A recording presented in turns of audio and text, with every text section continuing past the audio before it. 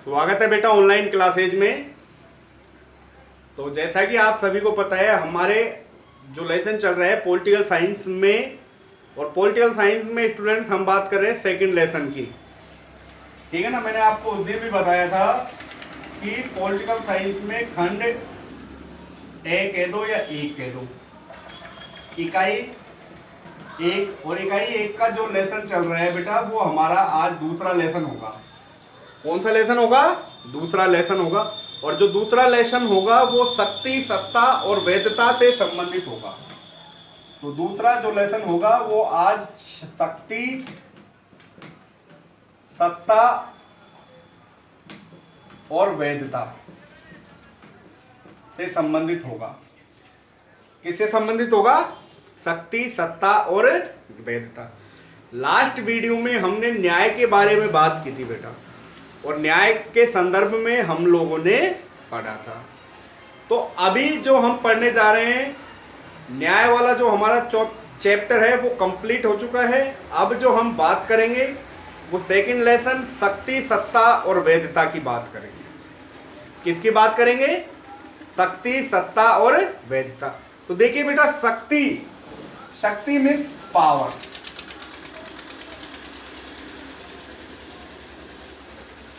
क्या होता है? शक्ति को इंग्लिश में क्या कहते हैं? पावर।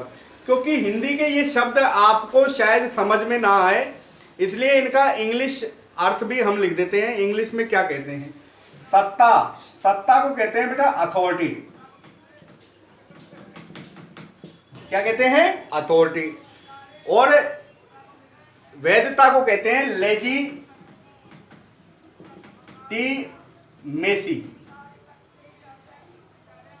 क्या कहते हैं बेटा? लेजिटिमेसी। ठीक है ना।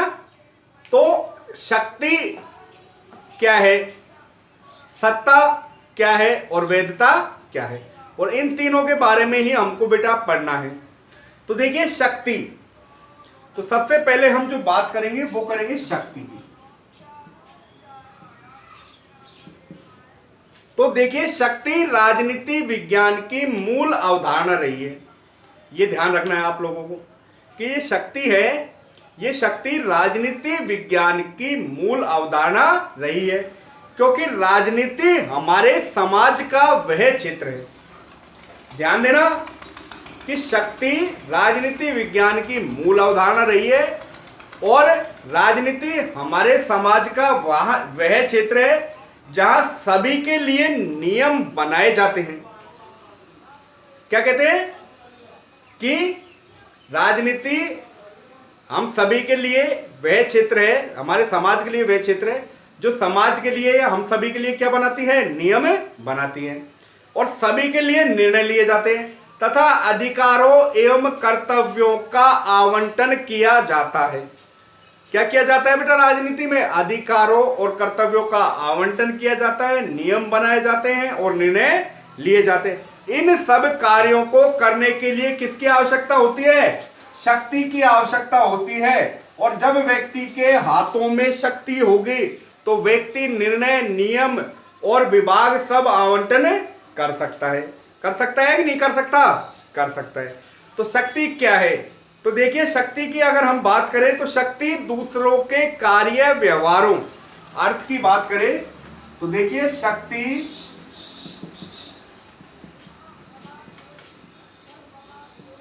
दूसरे के कार्यों,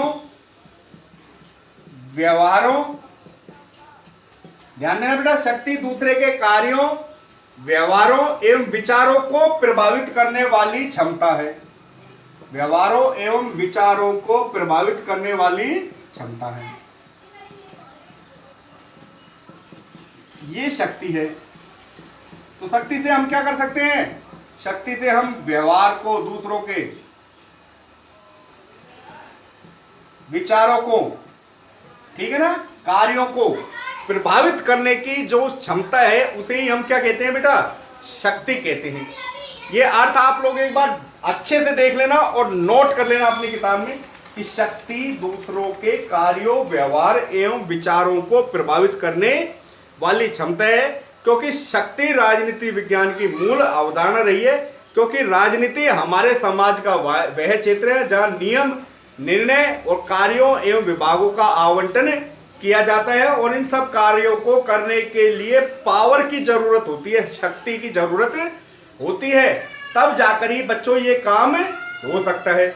शक्ति दूसरों के कार्यों, व्यवहारों एवं विचारों को, ध्यान देना, शक्ति क्या है? शक्ति दूसरों के कार्यों, व्यवहारों एवं विचारों को अपने लक्ष्य के अनुसार प्राप्त करने की क्षमता है। ये भी हम लिख सकते हैं कि शक्ति क्या है? शक्ति दूसरों के कार्यों, व्यवहारों एवं विचारों को अपने लक्ष्य के अनुसार प्राप्त करने की क्षमता है या उनको बदलने की क्षमता है। प्राचीन भारतीय चिंतन में अगर हम बात करें, ध्यान देना बेटा, प्राचीन भारतीय चिंतन की अगर हम बात करें तो प्राचीन भारतीय चिंतन में मनु, कौटिल्य, शुक्र, ठीक है ना। मैंने आपको लास्ट वीडियो में भी बताया था कि प्राचीन भारतीय राजनीतिक चिंतन में जो वैज्ञानिक आए थे, जैसे मनु हो गया, शुक्र हो गया, कौटिल्य हो गया, विदुर हो गया, सोमदेव हो गया, भास्कर हो गया, बृहस्पति हो गया, ये सभी विचारक हैं, ठीक है ना, जिन्होंने शक्ति के विविध तत्वों पर प्रकाश डाला है। तो शक्ति के विविध तत्वों पर भारतीय राजनीतिक चिंतनों ने भी प्रचार डाला है। और भारतीय राजनीतिक चिंतनों में किन किन वैज्ञानिकों का नाम आता है ये आप स्वयं बोलोगे अभी, जैसे शुक्र है, मनु है, कौटिल्य है, बृहस्पति है, विदुर है, भास्कर, बृहस्पति, सोमदेव, ठीक है। ये सभी बेटा प्राचीन भारतीय राजनीतिक चिंतन है, वैज्ञानिक है। यूरोपीय चिंतन की हम बात करें, भारतीय चिंतन की, जिन्होंने शक्ति में विविध तत्वों पर प्रकाश डाला है। अब यूरोपीय चिंतन की हम बात करें तो यूरोपीय चिंतन में मैकियावेली को, भारतीय चिंतन में तो आपने लिख दिया विचारकों को, यूरोपीय चिंतन में अगर हम बात करें तो यूरोपीय चिंतन में मैकियावेली को, ये नाम याद रख लेना, मैकियावेली, ठीक है ना, मंकी वैली मत कर देना, मंकी वैली जयपुर में स्थित है, गलताजी में। तो यहां आपको याद रखना है कि यूरोपीय चिंतन में मैकियावेली को प्रथम शक्तिवादी विचारक माना जाता है। तो यूरोपीय चिंतन में मैकियावेली को प्रथम शक्तिवादी विचारक माना जाता है। कि यूरोप में प्रथम शक्तिवादी विचारक कौन थे? यूरोप में प्रथम शक्तिवादी विचारक है मैकियावेली। कौन है बेटा? मैकियावेली। नाम याद रख लेना, एक बार दोबारा से देख लो इस चीज को। इसके बाद थॉमस हॉब्स या टॉमस हॉब्स, ठीक है ना, इसके बाद नाम आता है टॉमस हॉब्स का, या थॉमस हॉब्स भी लिखा होता है कहीं, तो बेटा टेंशन नहीं लेना, थॉमस हॉब्स कह दो या टॉमस हॉब्स कह दो। तो टॉमस हॉब्स ने, ठीक है ना, राज्य और राजनीति में, टॉमस हॉब्स ने राज्य और राजनीति में शक्ति के महत्व को प्रकाशित किया है। तो टॉमस हॉब्स ने टॉमस हॉब्स ने राज्य और राजनीति में शक्ति के प्रभाव को क्या किया है बेटा? प्रकाशित किया है। क्वेश्चन पूछता है कि टॉमस हॉब्स की पुस्तक का क्या नाम है? तो थॉमस हॉब्स की जो पुस्तक है उसका नाम है लेवियाथन। इसने एक बुक लिखी थी और बुक का नाम है लेवियाथन। अब लेवियाथन किसका नाम है? बुक का नाम है। वैसे लेवियाथन एक मछली का नाम है। किसका नाम है? मछली का नाम है। तो क्या हुआ था कि लेवियाथन एक दार्शनिक है।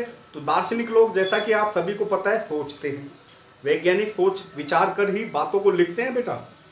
तो ये जो वैज्ञानिक है ये सोच विचार रहे थे और सोच विचार करते करते ये समुद्र के किनारे चले गए और इन्होंने देखा कि समुद्र में एक मछली आती है ऊपर और दोबारा नीचे चली जाती है और भोजन की तलाश में वो बार बार बाहर आती है। जैसे ही उसको भोजन मिल जाता है वो क्या करती है? दोबारा नीचे चली जाती है, ठीक है ना।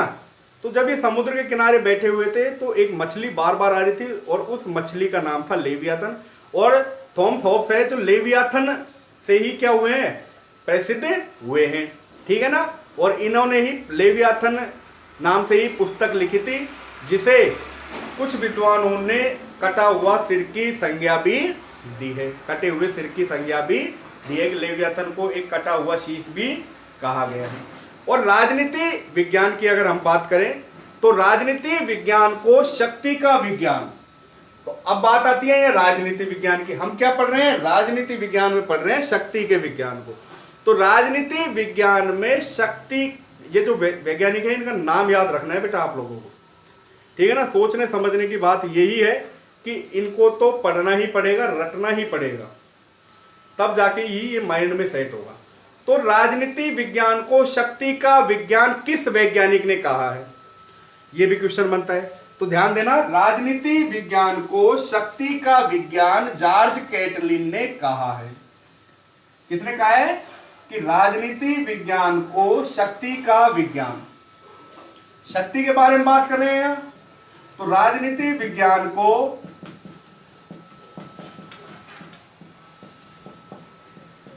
शक्ति का विज्ञान किसने कहा है? जॉर्ज कैटलिन ने कहा है। किसने कहा है? जॉर्ज कैटलिन ने कहा है। नोट कर लेना, कई बार एग्जाम में पूछा जाता है ये क्वेश्चन कि राजनीति विज्ञान को शक्ति का विज्ञान किसने कहा है। तो बेटा राजनीति विज्ञान को शक्ति का विज्ञान कहा है जॉर्ज कैटलिन ने। किसने कहा है? जॉर्ज कैटलिन ने। अब शक्ति के विज्ञान में या शक्ति की अवधारणा के विकास में, शक्ति की अवधारणा के विकास में किन किन वैज्ञानिकों ने अपना योगदान दिया है? तो शक्ति की अवधारणा में देखिए, तो शक्ति की अवधारणा में किन किन वैज्ञानिकों ने अपना योगदान दिया है? तो सबसे पहले हम बात करेंगे चार्ल्स मेरियम की। ये सभी वैज्ञानिकों के नाम आप 11वीं क्लास में पढ़ चुके हो बेटा, नए नाम नहीं है आप लोगों के लिए। अब आप राजनीति विज्ञान पढ़ रहे हो और राजनीति विज्ञान पढ़ रहे हो तो वैज्ञानिकों के नाम तो आपको पता होना ही चाहिए। तो ये कुछ लेसनों में यहाँ राजनीति विज्ञान के नाम आएंगे, ये हमें याद है, थोड़ी विचारकों के नाम आएंगे, ये हमें याद रखने हैं। तो शक्ति की अवधारणा के विकास में कुछ वैज्ञानिकों की अहम भूमिका रही है। कौन कौन से हैं? चार्ल्स मेरियम, जॉर्ज कैटलिन, पूरे नाम लिख रहा हूं मैं, आप लोग एक बार नोट कर लेना अपने रजिस्टर में। हेराल्ड लासवेल, जिन्होंने एक पुस्तक लिखी थी, पुस्तक का नाम था कौन कब क्या कैसे, ठीक है ना, ये भी हम बात करेंगे। लासवेल हो गया। कैप्लान, जिन्होंने राजनीति विज्ञान को शक्ति का विज्ञान कहा है, ठीक है ना, सॉरी कैटलिन ने कहा है ये, तो कैप्लान हो गया। फिर आता है मार्गेनथाउ, तो शक्ति की अवधारणा मार्गेनथाउ ने भी दी है, ठीक है बेटा। आदि विद्वानों ने शक्ति की महत्वपूर्ण भूमिका अदा की है।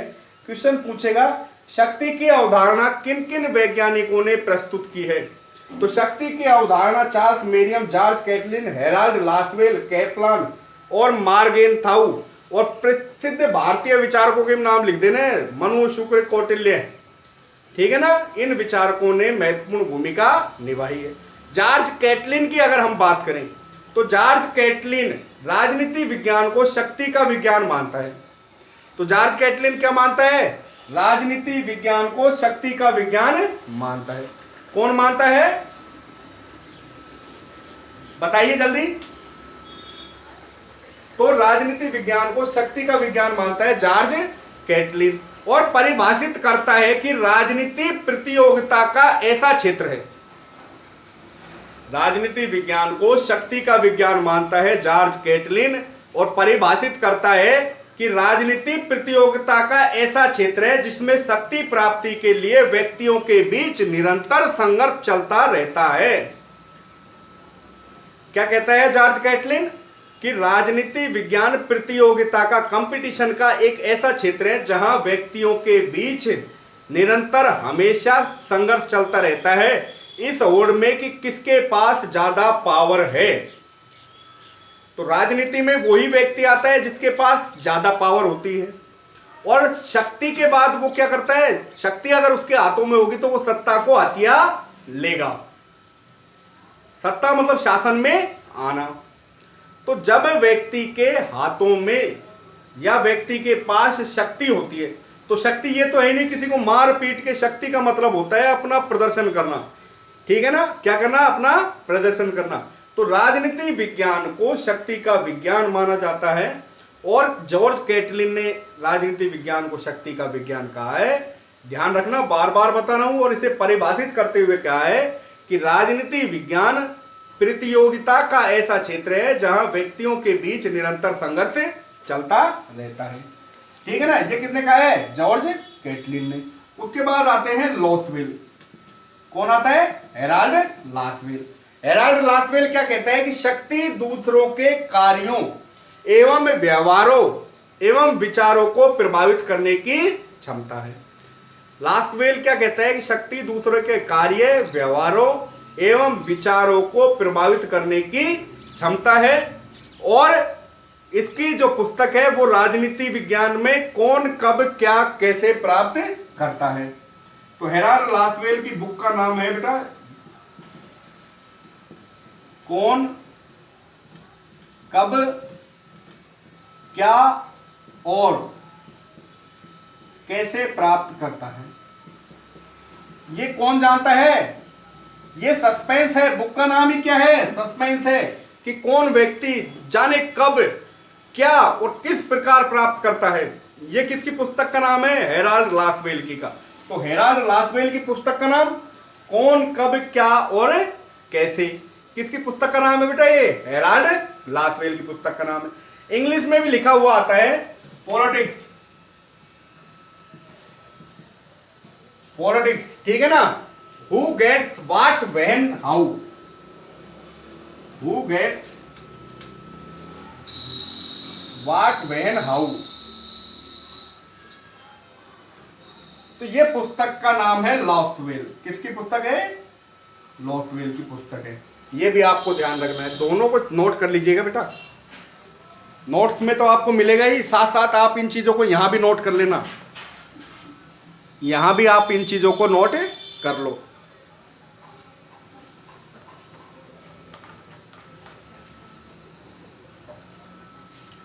आगे देखिए, फिर अर्थ परिभाषा की हम बात कर चुके हैं। कुछ वैज्ञानिकों ने शक्ति की परिभाषा भी दी है। तो परिभाषा दी है तो उससे पहले अर्थ के बारे में जान लेते हैं। तो अर्थ वही होगा कि शक्ति दूसरों के कार्य, व्यवहार एवं विचारों को प्रभावित करने वाली क्षमता है। शक्ति क्या है, दूसरों के कार्यों, व्यवहारों एवं विचारों को प्रभावित करने वाली क्षमता है। ठीक है ना।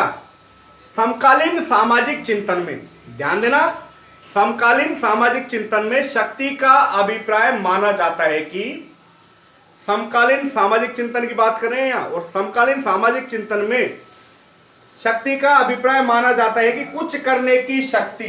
क्या है बेटा, कुछ करने की शक्ति। कि जब कोई व्यक्ति अपने लिए अथवा समाज के लिए कुछ कार्य करता है तब वह क्या करता है, शक्ति का प्रयोग करता है।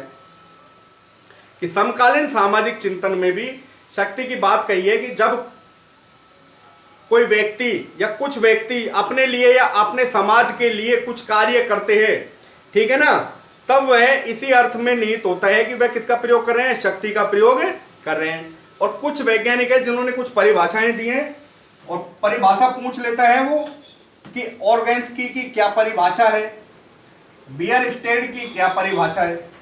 तो देखिए यहां जो नाम आया है वैज्ञानिक है ऑर्गेन्स्की। क्या नाम है, ऑर्गेन्स्की।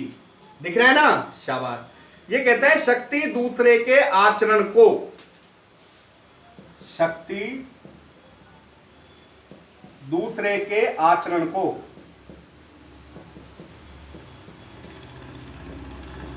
ध्यान देना बेटा, शक्ति दूसरे के आचरण को अपने लक्ष्यों के अनुसार, दूसरे के आचरण को अपने लक्ष्यों के अनुसार प्राप्त करने की क्षमता है।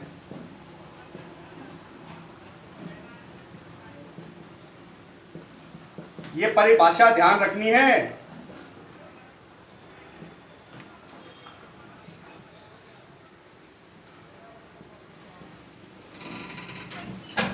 अब देखिए कि शक्ति दूसरे के आचरण एवं, ध्यान देना कि दूसरे के आचरण को अपने लक्ष्यों के अनुसार प्राप्त करने की क्या है बेटा, क्षमता है। ठीक है ना। परिभाषा ऑर्गेन्स्की ने दी है तो ये परिभाषा याद रखनी है तो इसमें याद क्या रखना है कि दूसरे के आचरण को अपने लक्ष्यों के अनुसार प्राप्त करने की क्षमता किसने कहा है? आर्गेन्सी ने। दूसरा आता है रॉबर्ट बायस्टेड।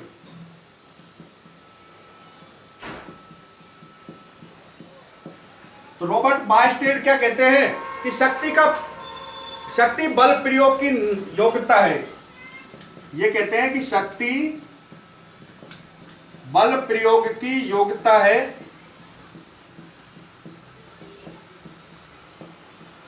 न कि उसका वास्तविक प्रयोग। तो शक्ति क्या है? बल प्रयोग की योग्यता है। शक्ति और बल दोनों एक ही अर्थों में विभक्त किए जाते हैं। नोट कर लेना दोनों परिभाषाओं को बेटा आप लोग। आगे देखिए बेटा, आगे देख रहे हो आप, ये परिभाषाएं दोनों नोट कर लेना, आर्गेन्स की और रॉबर्ट बायस्टेड की। रॉबर्ट बायस्टेड कहते हैं कि शक्ति बल प्रयोग की योग्यता है, न कि उसका वास्तविक बल। अब आप बताइए शक्ति और बल में क्या अंतर है? तो देखिए बेटा, शक्ति एक प्रचंड बल है, अप्रकट है शक्ति, और बल दिखाई देता है, ठीक है ना। अब आते हैं शक्ति की संरचना के सिद्धांत।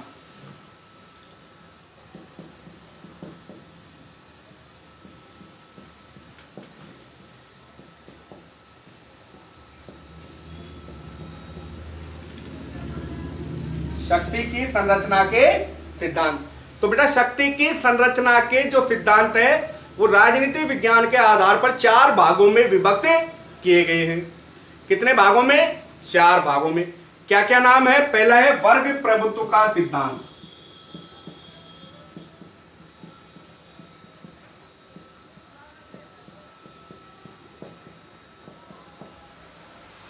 दूसरा है विशिष्ट वर्गीय सिद्धांत,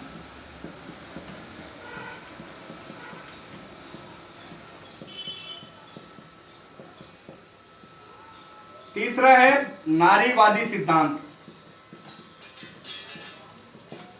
चौथा है बहुलवादी सिद्धांत। ऊपर नीचे हो गए होंगे, घबराने की कोई बात नहीं है, ये बहुलवादी तीसरे नंबर पर आता है, ठीक है ना, कोई बात नहीं। अब देखिए कि शक्ति की संरचना के सिद्धांत। तो शक्ति की संरचना के सिद्धांत कौन कौन से हैं? वर्ग प्रभुत्व का सिद्धांत। तो वर्ग प्रभुत्व के सिद्धांत से आधारित, किस पर आधारित है? वर्ग प्रभुत्व का जो सिद्धांत है आर्थिक आधार पर आधारित है। किस पर आधारित है? आर्थिक आधार पर आधारित है।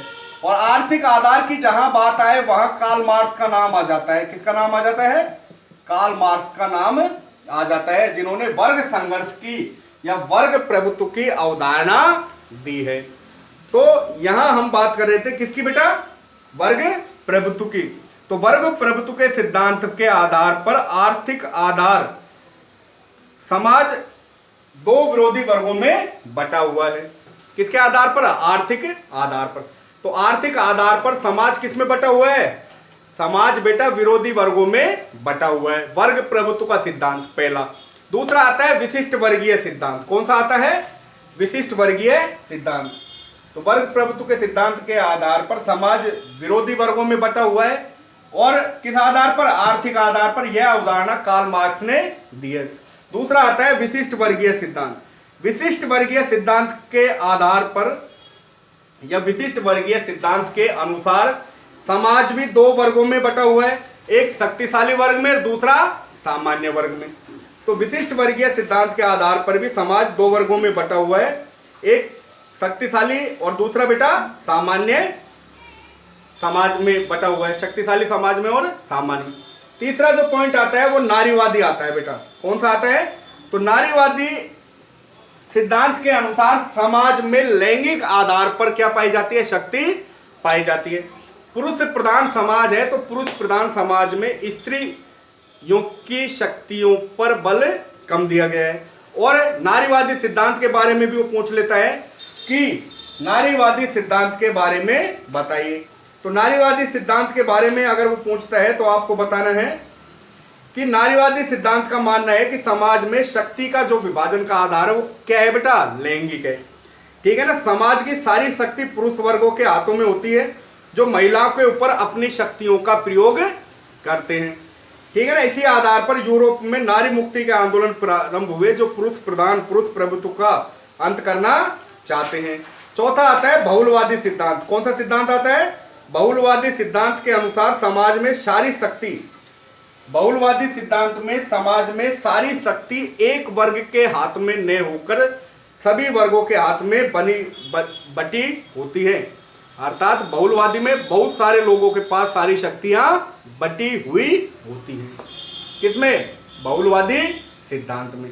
तो ध्यान देना कि बहुलवादी सिद्धांत के अनुसार समाज में सारी शक्ति किसी एक वर्ग के हाथों में न होकर अनेक समूहों में बटी होती है। उदार लोकतांत्रिक व्यवस्था में इन समूहों के बीच सौदेबाजी चलती रहती है। अतः शक्ति के आधार पर समाज में शोषणकारी व्यवस्था नहीं होती। ठीक है ना। क्योंकि यहाँ एक व्यक्ति के हाथों में होगी तो एक व्यक्ति का शासन होगा, अनेक व्यक्तियों के हाथों में होगी तो अनेक व्यक्तियों का शासन होगा, और किसी का क्या नहीं चलेगा बेटा? दबदबा नहीं चलेगा। उसके बाद शक्ति का बल और प्रभाव से भेद आता है। ठीक है ना। तो देखिए आज हम इस शक्ति वाले चैप्टर को पूरा ही करेंगे। शक्ति का बल और प्रभाव में भेद।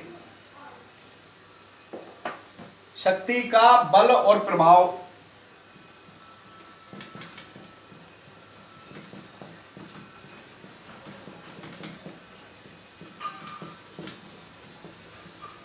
देखिए तीन चीजें आ गई यहां, शक्ति, बल और प्रभाव। कौन कौन सी आ गई बेटा? शक्ति, बल और प्रभाव।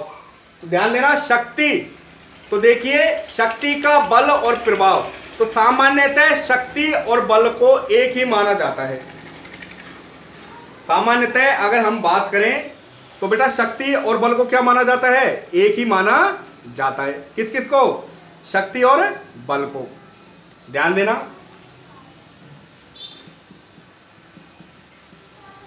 शक्ति और बल दोनों को क्या माना जाता है? एक माना जाता है। किस किस को? शक्ति और बल को। तो सामान्यतः शक्ति और बल दोनों, तो शक्ति और बल दोनों को सामान्यतः एक ही माना जाता है, लेकिन वास्तव में दोनों में अंतर है। अब वो अंतर कैसे है? देखिए शक्ति और बल की बात करेंगे। किसकी बात करेंगे? शक्ति और बल की। दोनों को एक माना जाता है, परंतु क्या पाया जाता है? दोनों में अंतर पाया जाता है। क्या पाया जाता है बच्चों? अंतर पाया जाता है। क्योंकि शक्ति क्या है? शक्ति प्रच्छन्न बल है। ऐसे ही सारणी बनाएंगे आप लोग, शक्ति प्रच्छन्न बल है। ठीक है ना। अर्थात और बल प्रकट की शक्ति है, ये बल आ जाएगा, और बल प्रकट की शक्ति है।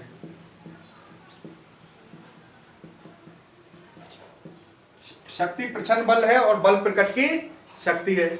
आगे कहता है कि शक्ति अप्रकट तत्व है। शक्ति अप्रकट तत्व है, और लेकिन बल प्रकट होता है। बल कैसा हो जाता है? प्रकट होता है। तो बल कैसा तत्व माना जाता है? बल प्रकट तत्व माना जाता है। शक्ति प्रच्छन्न बल है और बल प्रकट शक्ति है। शक्ति अप्रकट है और बल प्रकट होता है। अब शक्ति में बल और प्रभाव दोनों निहित होते हैं। शक्ति में बल और प्रभाव दोनों निहित होते हैं। तो अब बात करेंगे हम शक्ति और प्रभाव की। ये सारणी बना लेना, ये शक्ति में लिख देना, ये बल में लिख देना आप लोग। ठीक है। अब बात करेंगे शक्ति और प्रभाव की। देखिए ये शक्ति और ये प्रभाव। तो बेटा यह प्रभाव उत्पन्न करती है शक्ति। शक्ति क्या करती है? प्रभाव उत्पन्न करती है। शक्ति प्रभाव उत्पन्न करती है। क्या करती है? प्रभाव उत्पन्न करती है। और प्रभाव क्या करता है? यह प्रभाव शक्ति उत्पन्न करता है। यह प्रभाव क्या करता है बेटा? शक्ति उत्पन्न करता है। ये भी एक हो जाएगा। ठीक है ना। 2 नंबर पे देखिए 2 नंबर पे क्या कहता है कि शक्ति जो होती है वो दमनात्मक होती है और प्रभाव मनोवैज्ञानिक होता है। शक्ति दमनात्मक होती है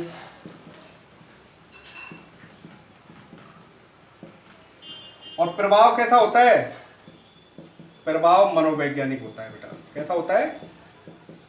मनोवैज्ञानिक होता है। ये ध्यान रखना। शक्ति जो होती है वो संबंधात्मक नहीं होती और प्रभाव संबंधात्मक होता है। शक्ति संबंधात्मक नहीं होती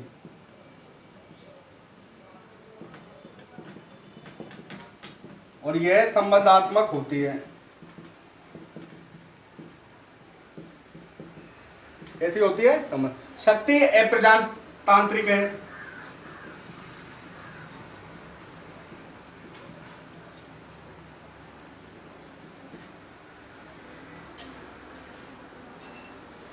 और प्रभाव प्रजातांत्रिक है। प्रभाव कैसा है बच्चों? प्रभाव प्रजातांत्रिक है। ठीक है ना, ये ध्यान रखना है। तो शक्ति की स्थिरता के लिए ये सारणी बना लीजिएगा, आप सारणी बना लीजिएगा बेटा जल्दी से। और आगे देखिए कि शक्ति की बात करें तो शक्ति स्थिरता के लिए या शक्ति की स्थिरता के लिए प्रभाव की आवश्यकता होती है। कि शक्ति की स्थिरता के लिए किसकी आवश्यकता होती है? प्रभाव की आवश्यकता होती है। कि जब प्रभाव होगा तो शक्ति अपने आप प्रकट हो जाएगी और प्रभाव के लिए शक्ति की आवश्यकता नहीं होती, बल्कि शक्ति के लिए प्रभाव की आवश्यकता होती है, प्रभाव के लिए शक्ति की आवश्यकता नहीं होती। जैसे अंग्रेजों की बात करें तो अंग्रेज भारतीय जनता से शक्ति के माध्यम से कार्य करवाते थे और गांधी जी प्रभाव के माध्यम से, क्योंकि गांधी जी का प्रभाव था भारतीय लोगों पर और अंग्रेज शक्ति के माध्यम से हम लोगों से कार्य करवाते थे। समझ रहे हो? शक्ति के रूप, तो शक्ति के बेटा 3 रूप बताए गए हैं। कितने रूप बताए गए हैं? 3 रूप बताए गए हैं। ये दोनों सारनियां आपको याद होनी चाहिए, पूछता है जरूर। फिर पूछता है शक्ति के रूप, तो शक्ति के 3 रूप हैं। पहली जो शक्ति है वो राजनीतिक शक्ति है।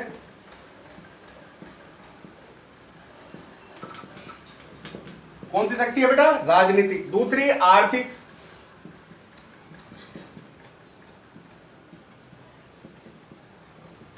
और तीसरी है बेटा वैचारिक शक्ति।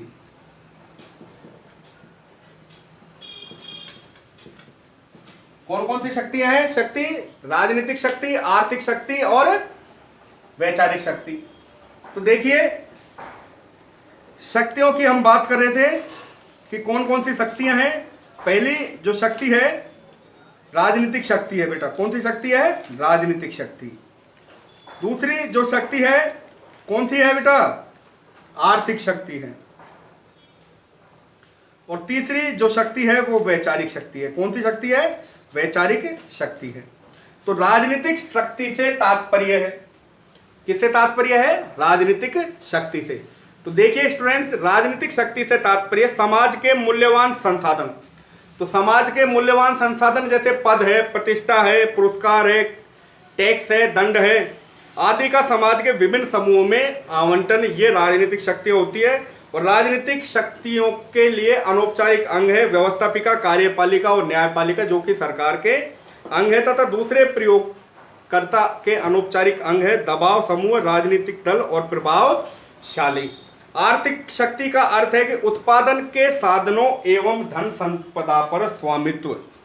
उत्पादन के साधनों एवं धन संपदा पर स्वामित्व, कि जिसके पास राजनीतिक शक्ति है वो राजनीति में आता है, पैसों की शक्ति है वो राजनीति में आता है, और साथ ही साथ विचारों की भी शक्ति उत्पन्न होनी चाहिए।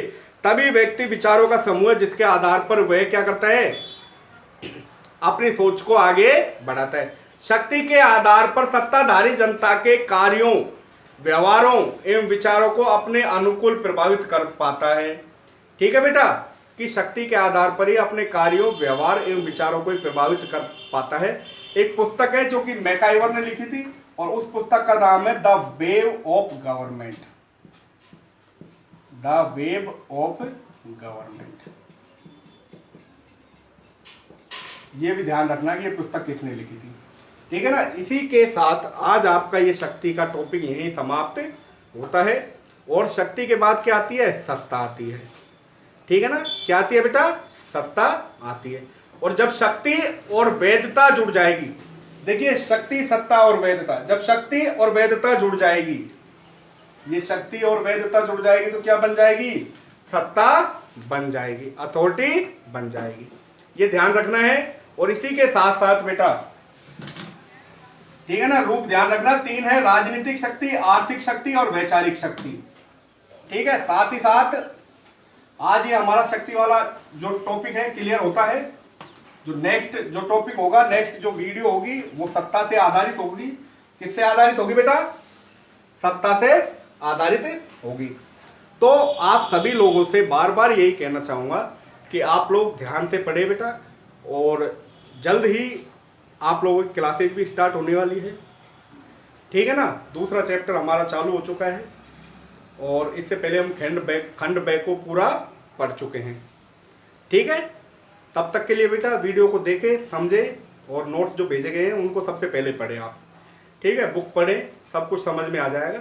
वैज्ञानिकों के नाम की बात है तो वैज्ञानिकों के नाम क्या है कि कुछ अजीब लगेंगे, परंतु हमें अब इतने अजीब नहीं लगेंगे क्योंकि हम लोग इनको 11th क्लास में पढ़ चुके हैं और मैंने आपको अच्छे से पढ़ाए हैं। ध्यान होगा आप लोगों को।